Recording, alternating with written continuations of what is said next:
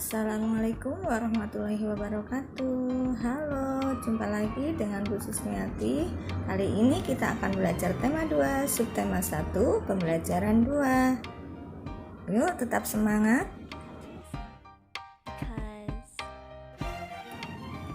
Bersama Susmiati SM Channel.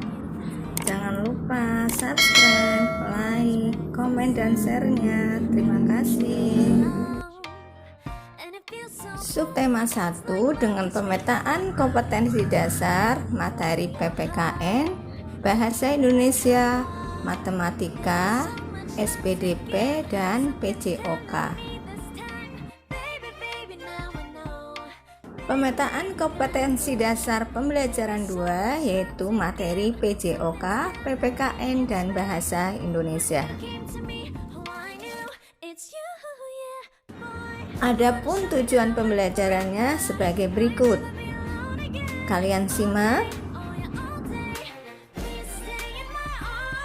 Yuk kita simak bacaannya. Edo, Siti, dan Beni sedang bermain di rumah Dayu. Dayu menunjukkan sebuah majalah yang di dalamnya ada cerita dongeng. Edo, Siti, dan Beni berebut untuk membaca dongeng tersebut. Dayu mengusulkan agar salah satu dari mereka membacakan dongeng. Teman lainnya menyimak dongeng yang dibacakan.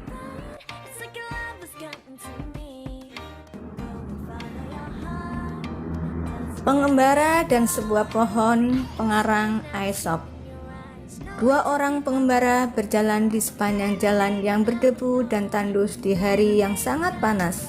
Tidak lama kemudian mereka menemukan sebuah pohon besar. Dengan gembira, keduanya lalu berteduh dari teriknya sinar matahari di bawah naungan daun-daun pohon yang besar dan lebat. Saat beristirahat, mereka melihat ke atas pohon. Salah seorang pengembara berkata kepada teman seperjalanannya, "Betapa tidak bergunanya pohon besar ini. Pohon ini tidak memiliki buah sehingga tidak berguna untuk manusia sama sekali." Pohon besar tersebut lalu berkata, "Kamu manusia yang tidak tahu berterima kasih." Pohon itu berkata lagi, "Kamu datang dan bernaung di bawah daun-daunku.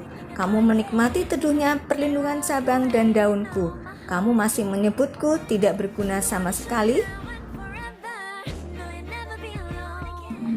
Tuhan menciptakan makhluk hidup dengan tujuan tertentu. Setiap manusia hidup bermanfaat untuk makhluk hidup lainnya. Tumbuhan bermanfaat untuk manusia. Hewan juga memiliki banyak manfaat untuk manusia.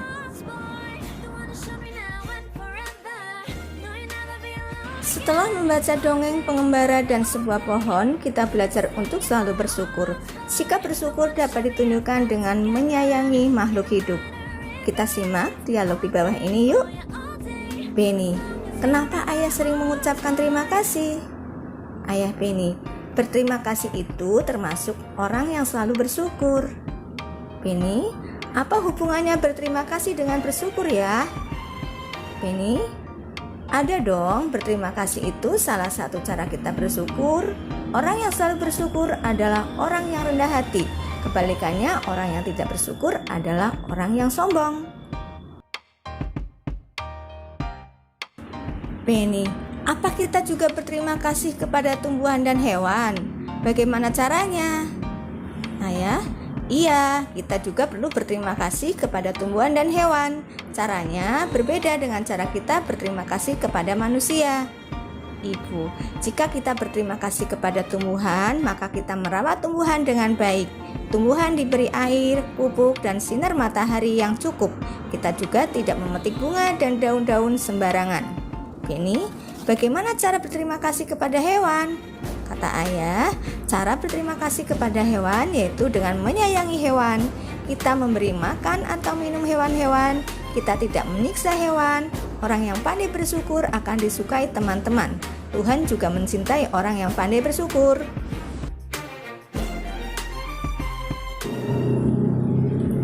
Setelah membaca dialog di atas, jawablah pertanyaan di bawah ini. Yang pertama, untuk apa kita berterima kasih? Diucapkan. Yang kedua, apa yang dirasakan saat kita mengucapkan terima kasih? Yang ketiga, Tulislah 2 pengalamanmu berterima kasih kepada sesama manusia yang telah kamu lakukan. Kerjakan di buku tugas kalian masing-masing. Bentuk lain dari sikap bersyukur adalah selalu menjaga kesehatan tubuh. Berolahraga membuat tubuh kita sehat. Tubuh kita juga sehat dengan menghirup udara yang mengandung banyak oksigen. Tanaman memberikan oksigen pada lingkungan sekitar. Dengan berolahraga di halaman sekolah, tubuh kita akan terasa lebih segar. Gerakan memutar atau meliwakkan badan dapat dilakukan untuk melenturkan tubuh. Dengan demikian, otot tidak kaku dan peredaran darah lancar. Lakukanlah kombinasi gerakan memutar dan meliuk seperti pada gambar berikut ini. Kalian bisa lakukan di rumah masing-masing. Yang pertama, badan berdiri tegak. Kedua, kepalkan kedua tangan dan letakkan di pinggang. Yang ketiga, putarlah badan ke kanan dan ke kiri. Keempat, badan kembali berdiri tegak. Kemudian yang kelima, rentangkan kedua tangan ke depan. Dan yang keenam, putarlah badan ke arah bawah, membungkukkan badan. Selanjutnya, putarlah badan ke kanan bawah. Kemudian yang ke-8, putarlah badan ke kiri bawah. Dan yang ke-9, liukan badan ke atas dan melentingkan badan. Kalian lakukan di rumah masing-masing bersama bimbingan ayah dan bunda. Selamat mengerjakan. Terima kasih, semoga bermanfaat. Tetap semangat. Wassalamualaikum warahmatullahi wabarakatuh.